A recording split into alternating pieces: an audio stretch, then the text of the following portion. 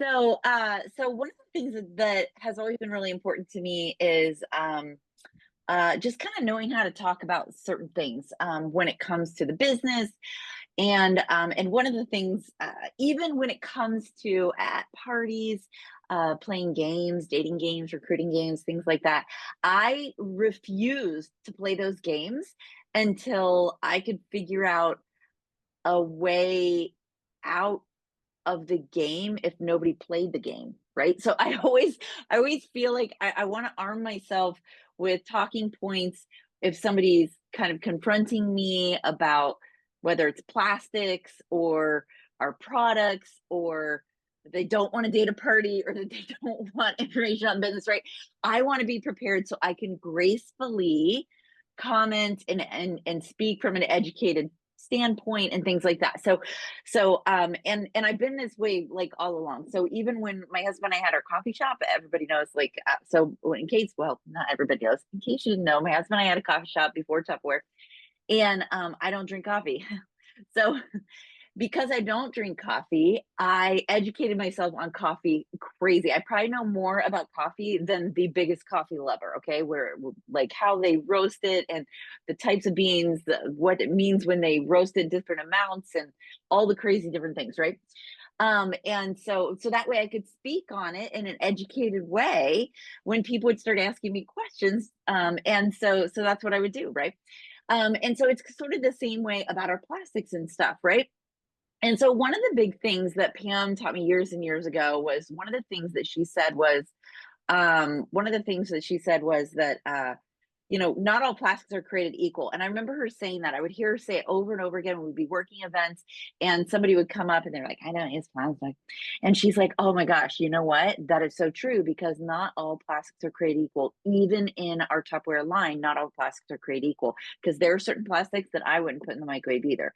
Not because they're not safe, but just simply because they're not, meant for the microwave, is what she would say. And she would say things like that. And so and people it was just really disarming the way that she would kind of word it, because she'd almost agree with them, but at the same time she's educating them on the fact that, yeah, not all plastics are created equal. And so a couple of the talking points that I always get a really good and positive reaction from, that I say, and I've talked about it before. I think it was earlier this year, we kind of had a conversation about plastics and stuff.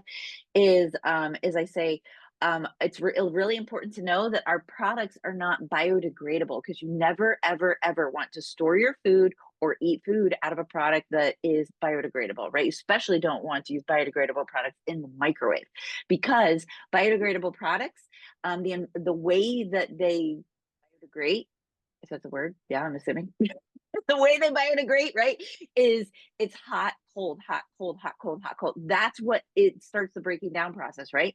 So if you're microwaving in that, guess what you're doing? You're like speeding it up, right? You're putting in like hyperspeed.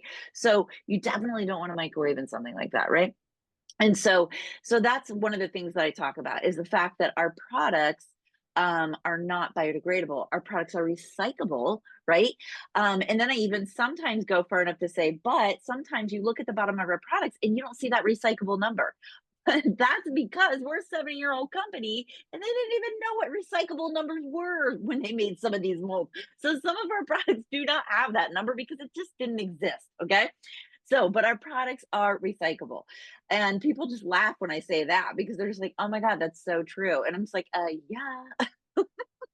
All right. So when you just kind of like really talk to them in a very common sense way, it's really important, because you can sit there and you can do all the research and learn all the chemical names and all that stuff. But the bottom line is, if you can over educate yourself, but you need to kind of dumb it down. It's just like going to the doctor, and the doctor says all this medical jargon to you, and you're just like, oh my gosh, please, can you talk to me like I'm a human? Because that's actually what I am, right? So you got to do the same thing here, right? But it's important for us to know that all of that information, so we can know that we're selling a product that's safe, right? So we can feel confident that, and we can sleep at night, right? And so it's really important for us to do that, our research on that stuff, so that we feel confident and we know that we're doing the right thing. And then we can give it to them in layman's terms, just like we wish our doctor would do for us. And when we find the right doctor, they do that for us, right? So that's what we're doing for our customers, right?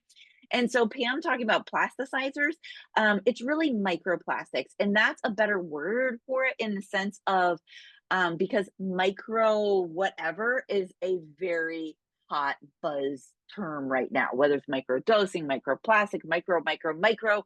All right. So people understand that when you say microplastics, that even makes it sound better because it sounds like it's such a minute amount, right? So, but microplastics are really what people are talking about. They're talking about microplastics that show up everywhere. And it's kind of like it's in everything, right? And it comes from all these biodegradable single use plastics. It's from all them breaking down.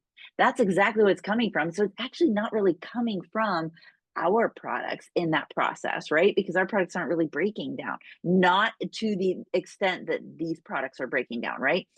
And so it's really important. So our products are actually a part of that solution because they're not single use products. They're meant to last a lifetime, right? They're not meant to break down at this rapid pace. And so, and by the way, that rapid pace actually takes a really long time. So these plastics that are single use plastics that we put out there that are biodegrading, they actually take a really long time to biodegrade. So they just like hang out there leaching these microplastics into everything, into the earth, into the soil, which goes into our food, which goes into our bodies, which goes into the water systems. Hello, it's literally everywhere. So when people hear on the news that people have, they're having cancer and they're having this and they're having that because of plastics, all people think is like, oh my gosh, I eat out of plastic. My Tupperware is plastic. My this is plastic. They're not even realizing that it's actually the clothes on their back. It's the water that they're drinking from their tap. It's all of these other things are more of the problem than even our products that they're eating out of, right? So our products that they're eating out of are literally like a drop in the ocean compared to all of the other things. So that is me educating you. That is not all the things that you're going to say to them. Okay. Right. So now this is what we're gonna say to them. Okay. So this is what we're gonna say to them. So what we're gonna say to them is you can just kind of like if somebody comes up to you and like because sometimes people like come into my party, right? Whether I'm doing a live party, an in-home party, or if I'm doing like a live party, a live event, or something like that, or even like a Facebook live, anything like I'm live online or something, and people will be like, "Ew, plastics," or they'll be like, "Oh my god, people believe," and I'm just like, ugh. But I don't roll my eyes. What I do is I just simply go, "Oh my gosh, yes, you are so right. You have to be very careful about the plastics that you do use because not all plastics are created equal." So I'm so glad that you brought this up. And I thank them. I thank them for bringing it up. I'm like, because I love to talk about this, but I don't, I can't just bring it up because then it's like me preaching. But since you brought it up, let me tell you, and so I kind of say something like that. I either say something like that in the beginning or I say it at the end. I'm like, oh my God, I'm so glad you brought this up because I love to talk about it, but I never want anybody to feel like I'm making them feel bad if they're not using the proper things. So, anyways, so if somebody comes on and they're just like, ew, plastics," and you can just be like, oh my gosh, I know microplastics are showing up absolutely everywhere. It's even in our food and water. It's even on the clothes on our back. So tiny plastic particles from packaging, clothing, and household products are ending up in oceans, soil, and even in the air that we breathe. But when we use long-term reusable containers like our products, we reduce the need for the kinds of plastics that break down and pollute our environment, right? So there's an option, right?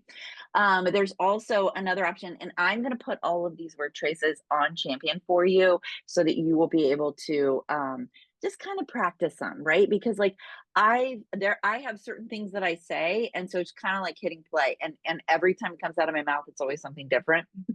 But these ones I wrote down for you, so that you can just kind of then you'll start getting used to them, and then you're going to craft them into what comes out of your mouth, and then each time it'll be something a little bit different.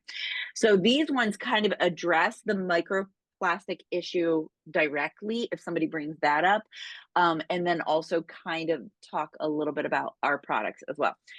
So the next option would be most plastic waste comes from single-use items, water bottles, wrappers, takeout containers, all meant to be used once and tossed. over time they break down into harmful microplastics, right? So Tupperware is designed differently. It's built to be reused for years, helping reduce the demand for disposable plastic and the pollution that comes with it, right? So that's why it's so great. You buy it once and then you can just keep using it.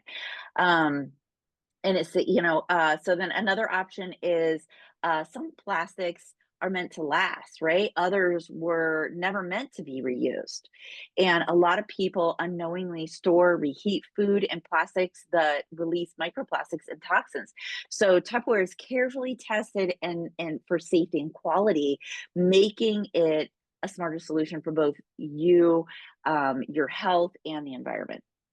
Let's see here. I have one more, and it is reducing microplastic pollution.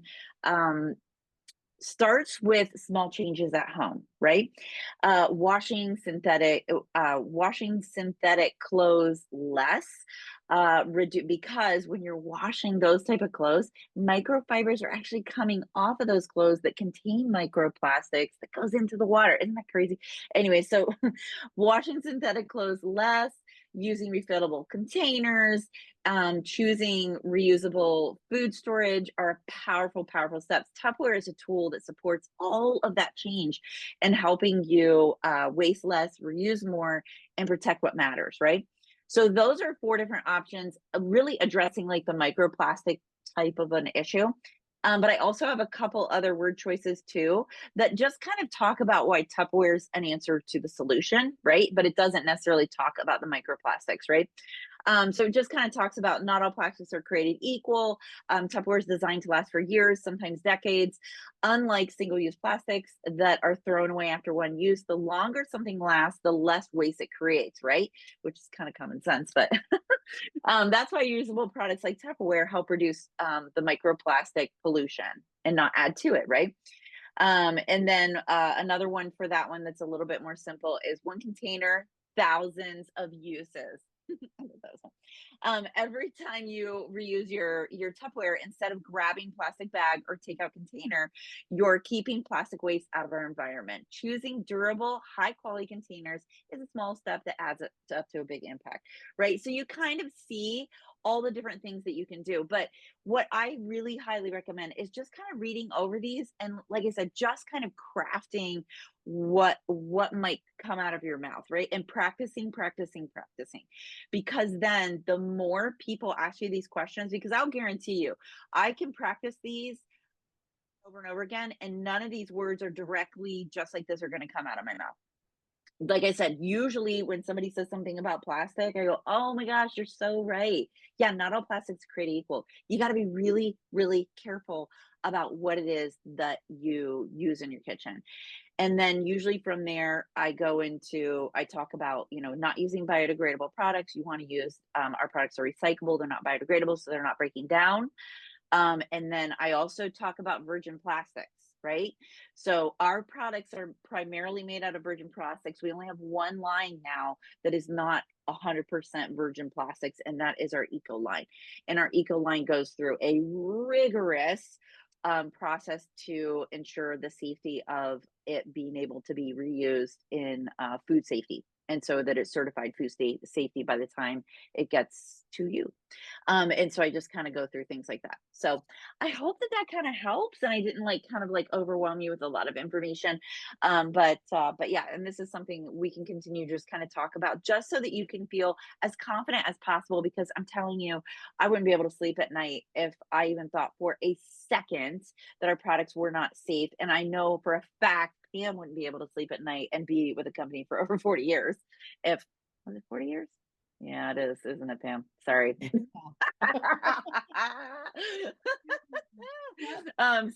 yeah, she wouldn't be able to sleep at night either. If she even thought for a second that our products were not safe for her grandkids, for everybody. So yeah, so feel very confident in our products and the safety and all of that. The big thing is when you're talking to somebody who kind of comes at you like this, sometimes people are just trying to pick a fight with you, right? And you cannot do anything to convince those people. So you'll start to sense that, and when that happens, you just say, "Yeah, all right," and you just kind of send them on their way, and don't try to keep coming back at them because you're just going to build a wall. And so yeah, so you just and I usually go, I might come back once, kind of overcoming an objection, maybe once, maybe twice, and if I'm still getting it, then I'm not going to keep arguing with somebody about it.